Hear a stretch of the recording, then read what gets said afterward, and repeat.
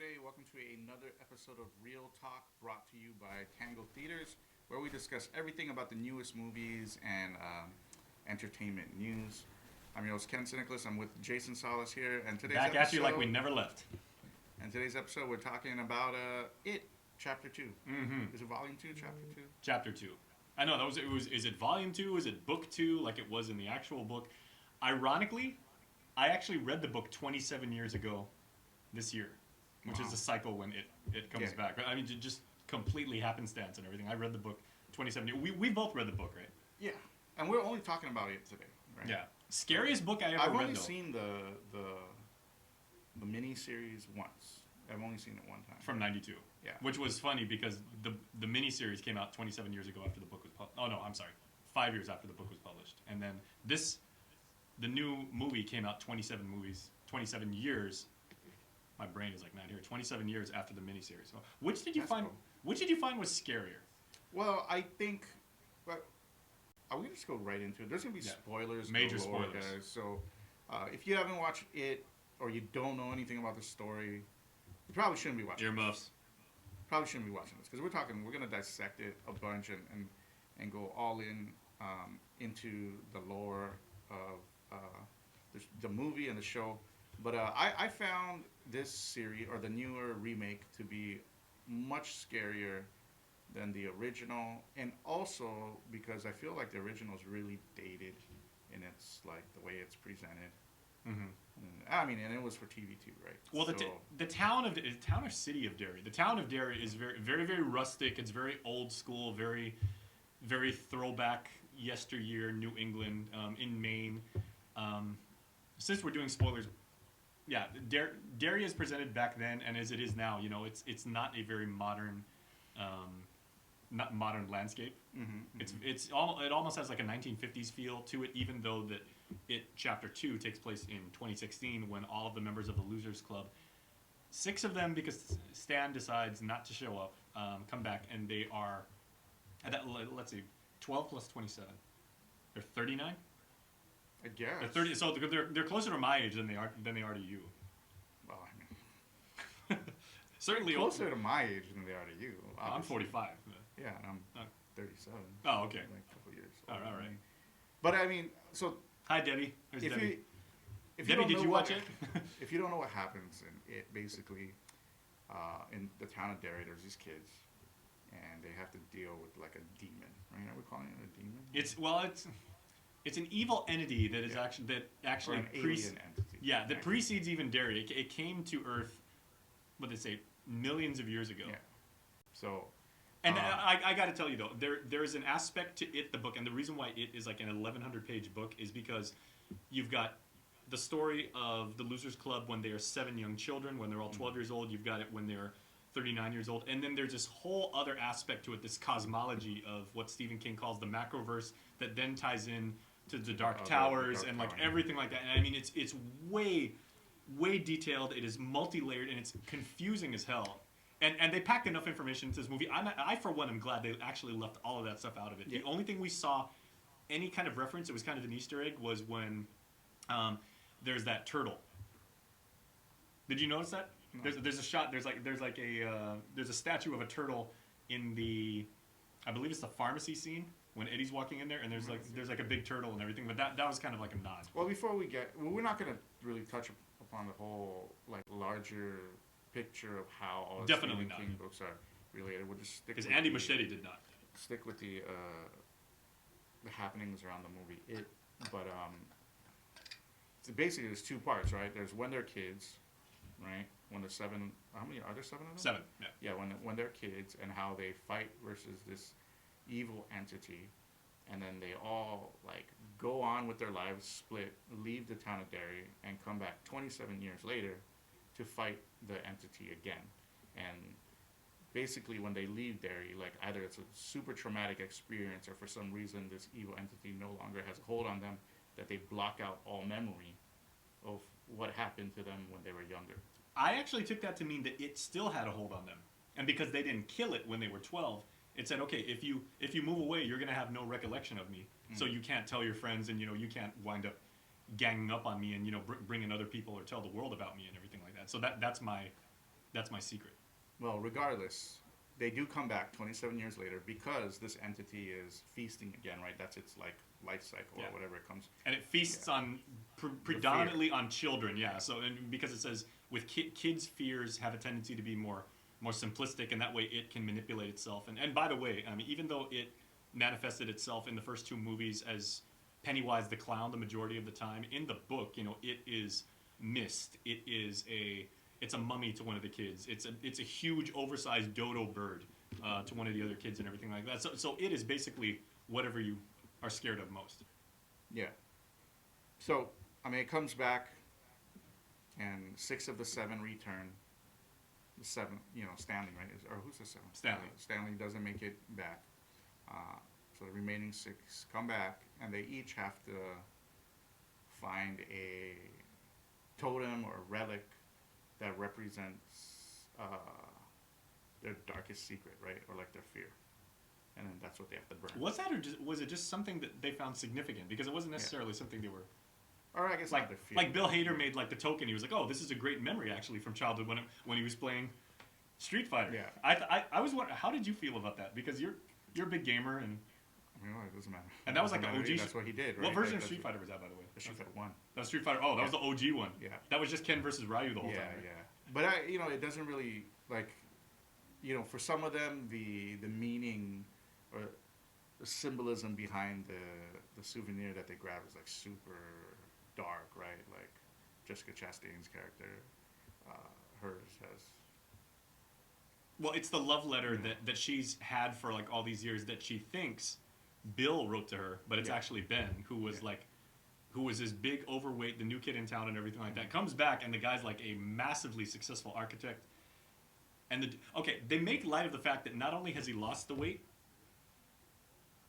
Okay, Debbie says, I've heard chapter 2 is scarier than the first one. Not at all. I don't believe so. But the one with the kids is way scarier. I think though this one is way scarier than the first one. I actually didn't think this first one was that scary at all, and it's certainly both are. The remake is way scarier than the miniseries by far, right? Like we can't. And the miniseries was scary though. Well, crazy before enough, its time, the miniseries probably was pretty scary. Crazy enough though, they show the miniseries today on Disney Family on TV, like during primetime hours, and they don't edit it at all. Which shows a lot about how morals and values have changed over the past 27 years. Yeah. When you think about it, right? The Walking Dead shows on like what 9 p.m. when it was on, and that is like massively gory. Yeah. So but this one, in my opinion, it was way scarier. Like whether it be just technology or the advancements in cinematography, like they just set a darker tone. Much better than the TV miniseries does. Much better. Sorry. And it is scary. But my point, though, when Ben, the character of Ben, he's now as successful. I mean, he's got the nice hair, he's got the goatee, he's got this incredible house. They actually show that the fact that he got in shape, only in the end when he's fighting it, and it is like, carving the thing, which, by the way, was a nod to Nightmare on Elm Street Part 3, if no one ever picked on that. Like when he's like, come and get him, B word. Ben is shredded. Like, when they actually lift up his shirt, I mean, that dude just didn't lose weight. That guy got in shape. That dude's got a six-pack. Yeah. Did you not think so? No, yeah. He wasn't just carving the message out. It's like, okay, that there's a lot of place to carve. I guess. I mean, I guess you're stuck in a sewer, and that's the first thing you're thinking about when your friend's getting, like, some words carved into his stomach. Or, I mean, not sewer, in the house. It's like, wow, you've done a few sit-ups. Like, oh, man, Ben, you're doing good, man. Are you on keto? Like...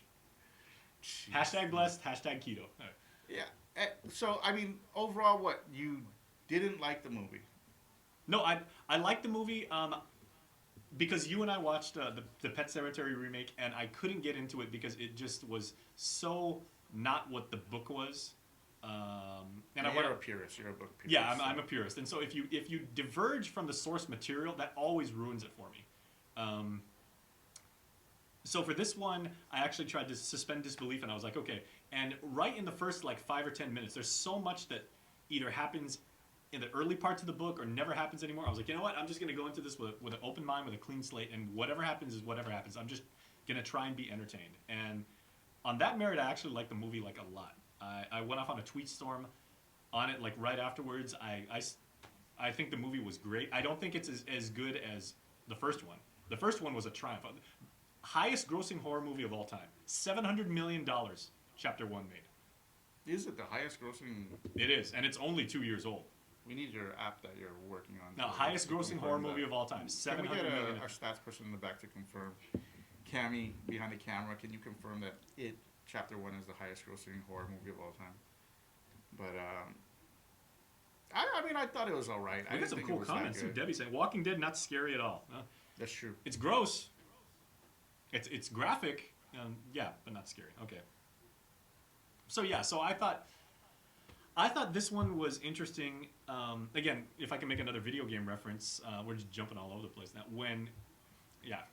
Cammy gave us a thumbs up. Thank you. And I believe the box office take right now for its opening weekend, I believe when I saw it on Sunday afternoon, it had already cleared $75 million, and the projection was that by today, it was supposed to have gotten 100 million cool. U.S. market. So that's not bad. Cool. I mean, but you target a demographic that probably was very hyped about that film 27 years ago. Yeah. And today's demographic. It's going to make a lot of money even if the movie tanks, just because it's got so much hype on the first one. Yeah. You wouldn't expect it to be. Okay, so was it just me, or did you feel that like when the Losers Club went into this, I mean, they went past the sewer, they went into like Pennywise's lair, right? Mm-hmm. Did that not feel like a boss level? Because you've got this huge, oversized, like, Pennywise is like, he's got the head of a clown, but he's got the body of a spider, which, by the way, did not happen in the book. He was a total spider. And he's just flailing, like, with these big, appendages and everything, and the Losers Club, they're just, like, running around all over him. That really felt like God of War.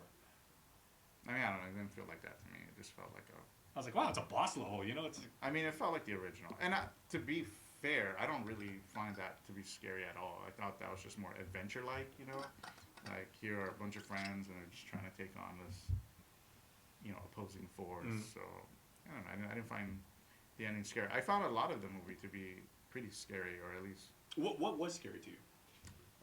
When Jessica Chastain goes back to her old apartment or whatever, and then there's the old lady in there.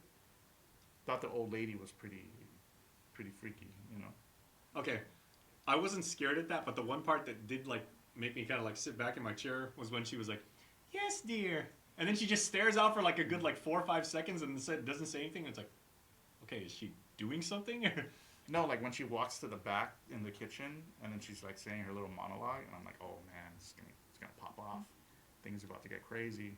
And then she came out, and I was like, oh wow, that was pretty. Did you think that was Pennywise the whole time? Yeah. Yeah. Yeah. I mean, but when she unfortunately, yeah, because I seen the other one, read the book. So. But when she came out. I was actually surprised that it was like a... How can you describe this? No, that's what I'm saying. It was a geriatric, 8 foot tall, butt naked... It's not what I expected. Old lady. It's not what I expected. As a zombie. Yeah. So, I thought that was pretty interesting. I thought that was pretty scary, I guess. I thought that was probably the scariest part of the whole movie. Like, the rest of it's kind of just more like weird occurrences, like when they're eating at the Chinese restaurant. It's kind of... Okay, just random and weird. Yeah, the fortune cookie part was pretty trippy. I guess like it was just weird. Yeah. Okay, Frank Cruz says you're very right, Jason. That's always a good plus. About the graphics, yeah, graphics are good. Okay, one thing that we have been arguing about before the movie came out, you and I cannot get on the same page about this. I felt Bill Hader was really really good as Richie Tolzien.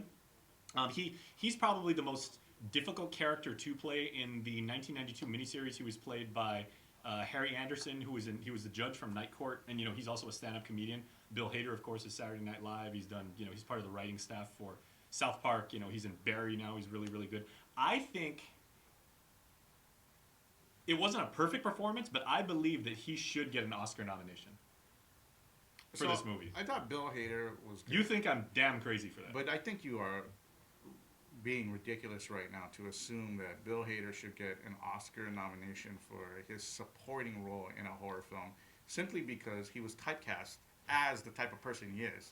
Like, he played a stand-up comic, which is pretty much like what is... When Snoop always plays like a gangster in movies. I mean, yeah, like even worse at that. Like, because there's no real character development. It's like totally inside his comfort zone as an actor. Like, don't you think, like, his role in Barry or, in the show or in different shows would... That showed his range. I'm not going to disagree with you there. Yeah, this doesn't show his range at all. This is as comfortable a position as he could possibly I get. disagree, because his character goes from being, this wisecracking someone who even admittedly, hides behind his humor, which is very dated, and also they didn't really lean on the fact that, like, in the book and in the first miniseries, they always get beep beep Richie. They only said that once in this movie, and the past stuff they say it over and over and over, and it gets so irritating.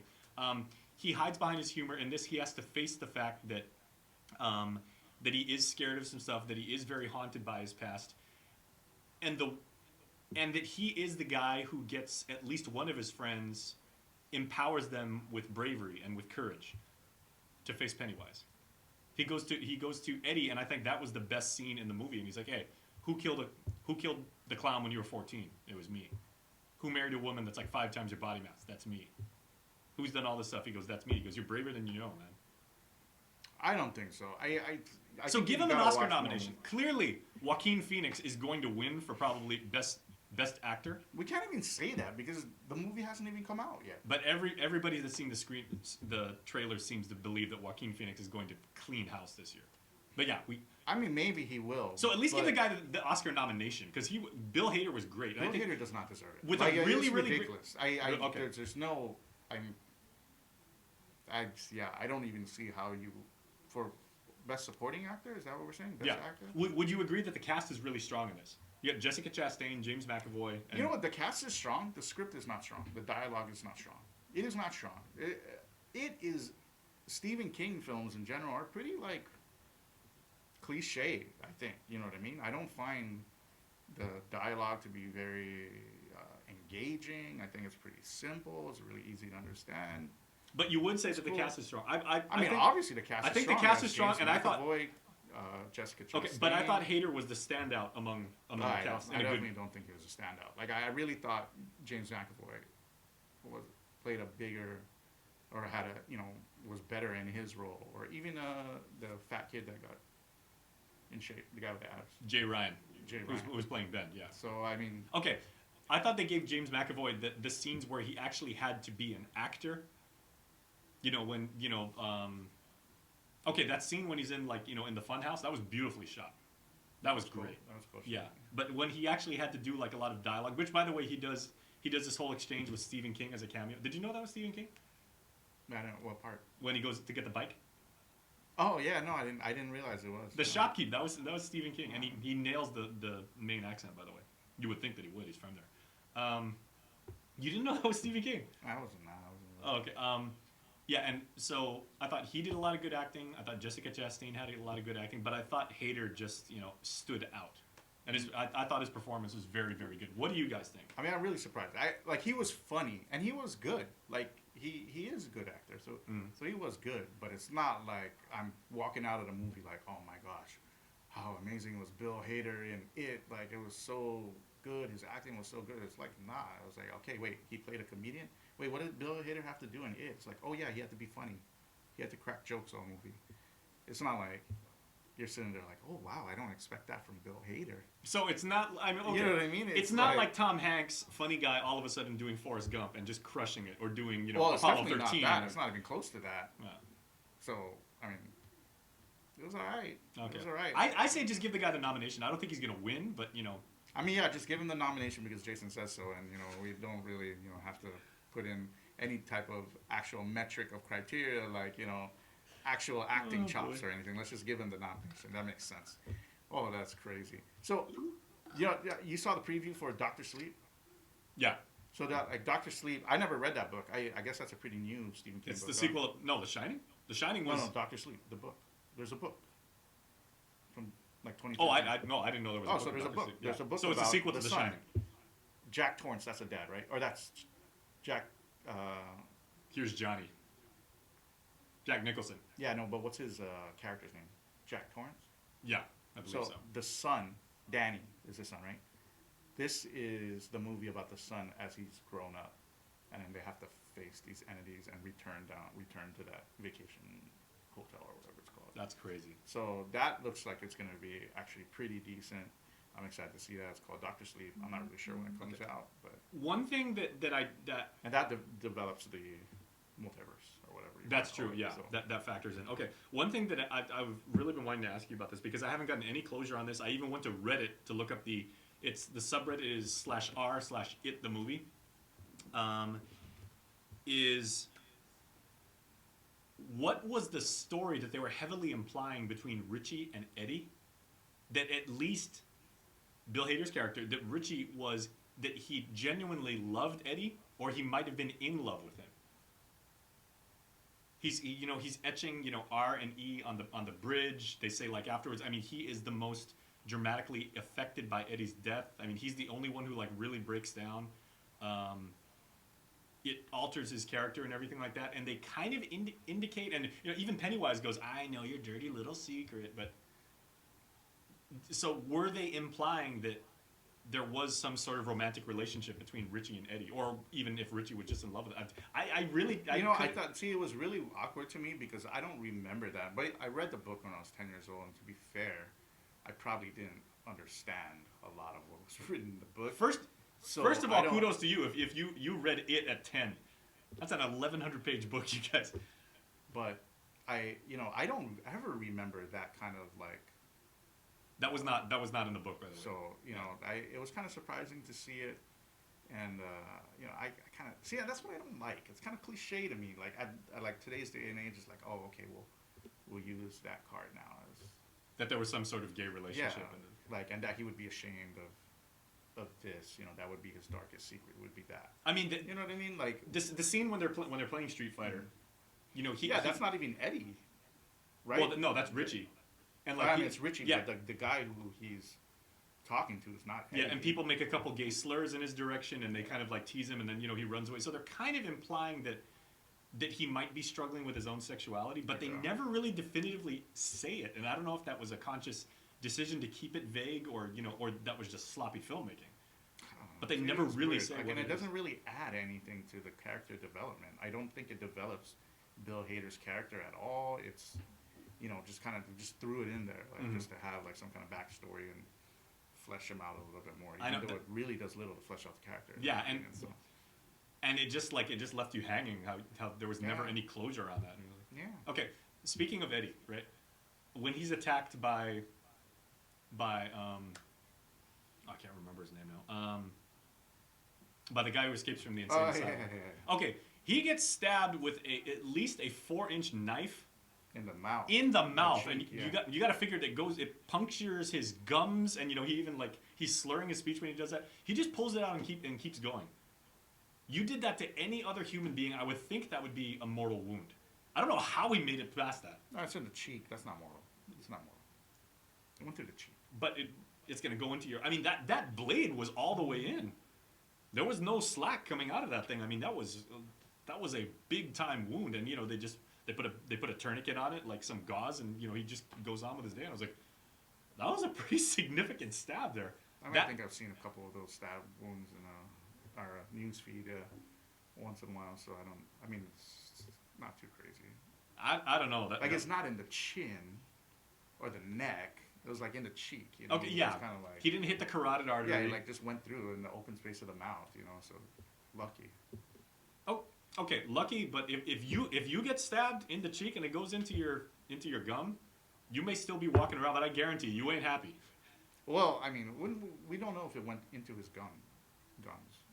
We don't know. It just went into the mouth. No, it showed it. He said, he was speaking. He sounded like he was cotton mouthed. And the other thing was always.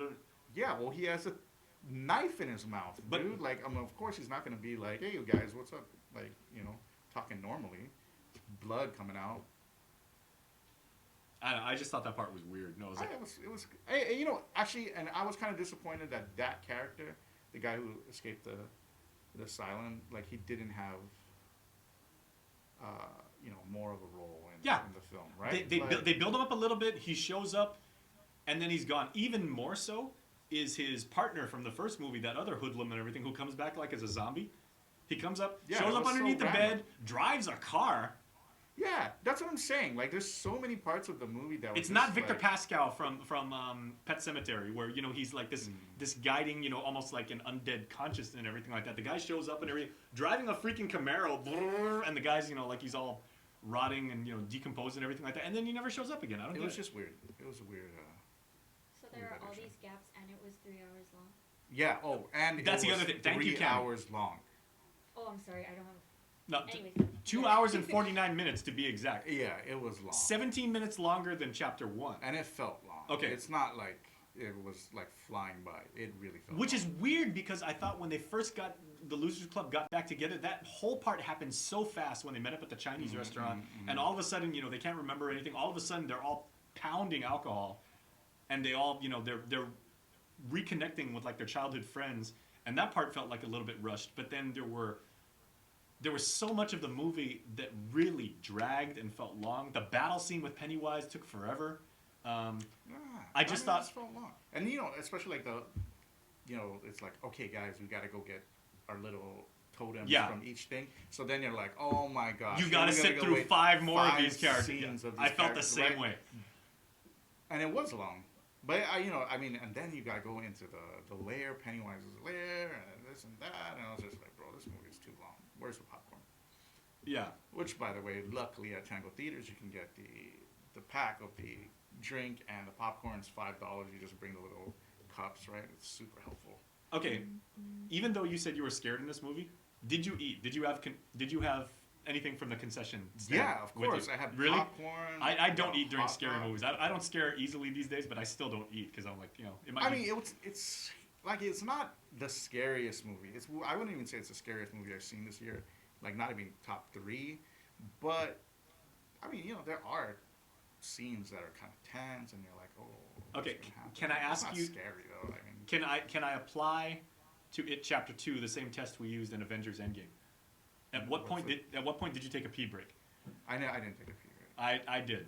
I did when they were finding like the tokens, because I was thinking, oh dude, we got like 5 more of these things, and even in the beginning when they were establishing the characters as adults, each one of them that moved away from Derry, of the 6 of them, they're very successful, and they just go from vignette to vignette to vignette.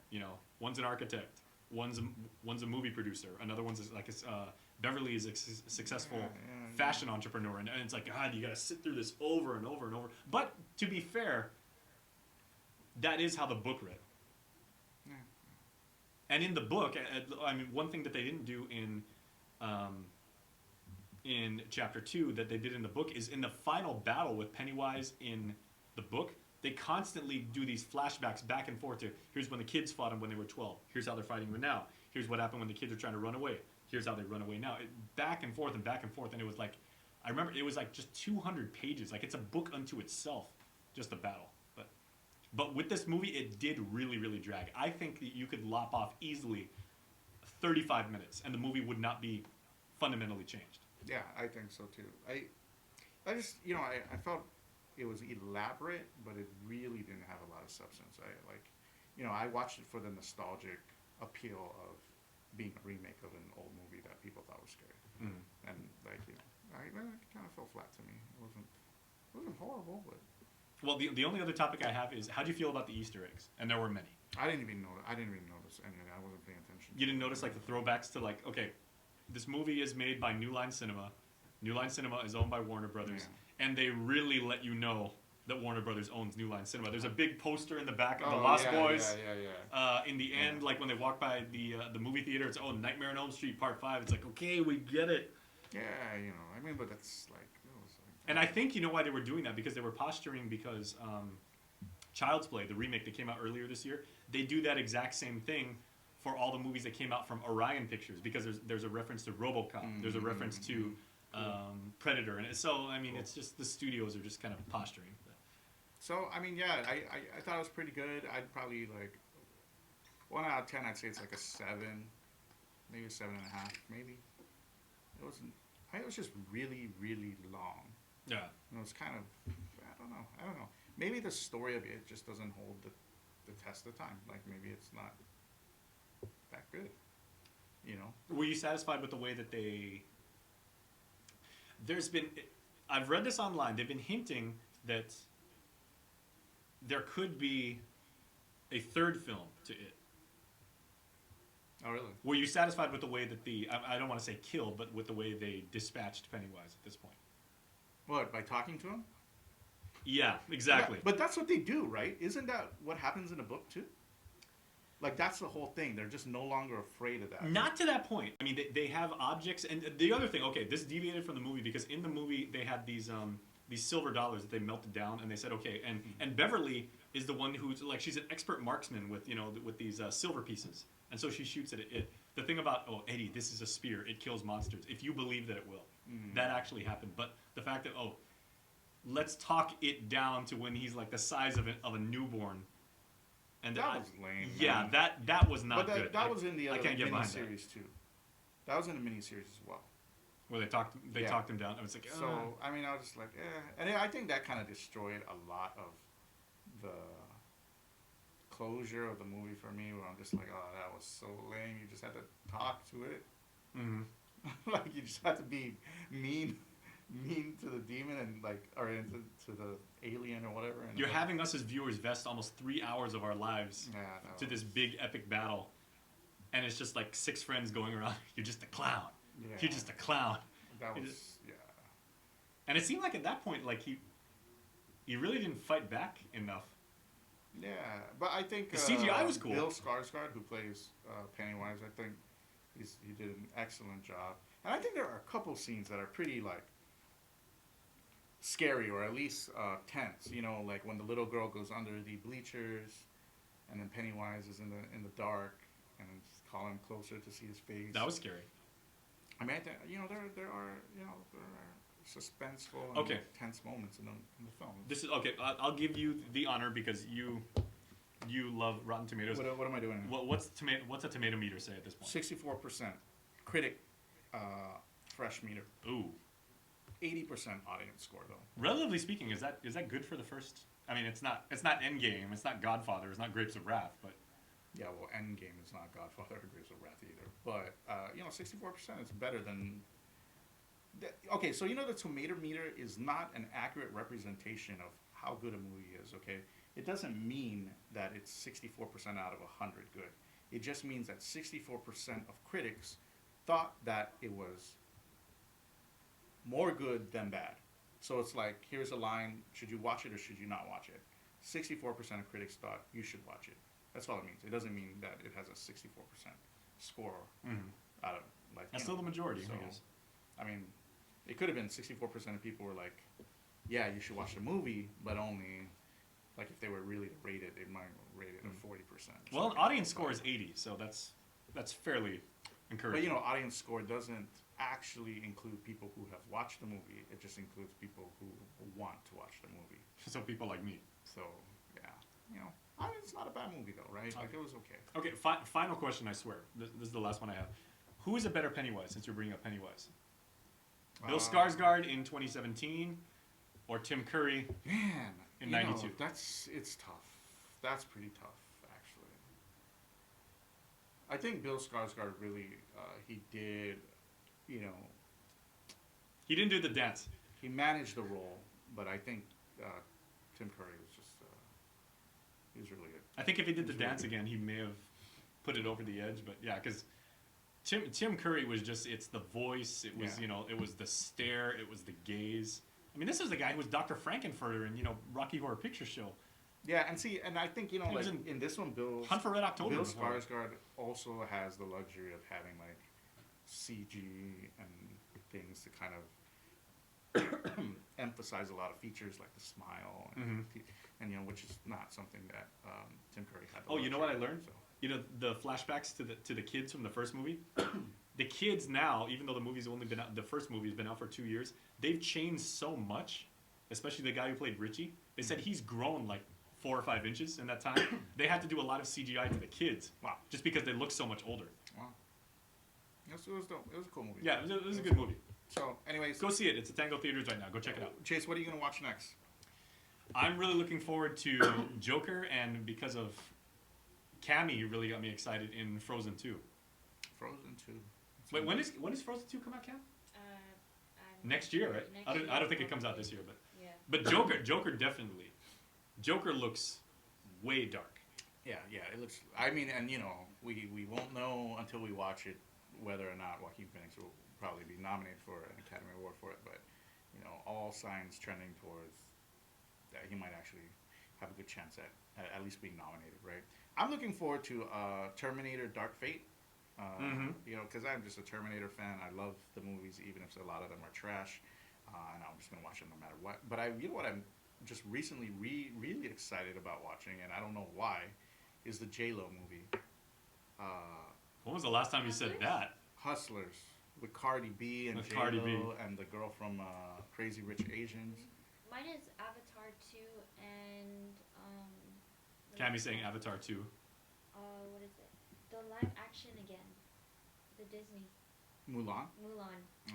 Avatar 2, what is that? The James Like the Cameron? James Avatar? Cameron Oh, really? Is there Avatar 2. another Avatar? Like, Oh, it's wow. been that long since the last one. Remember when it Wow. first came out, they were Yeah. like, it's going to be like 10 years till the next one? Wow. Well, you know he's gunning for Endgame now. He's trying to reclaim, you know, the title of highest grossing movie ever. You know, it did it twice, right? So, anyway, that's going to do it for us for this episode of Real Talk. You know, let us know what movies you're excited to see, and also tell us what you thought about it, Chapter 2, the remake.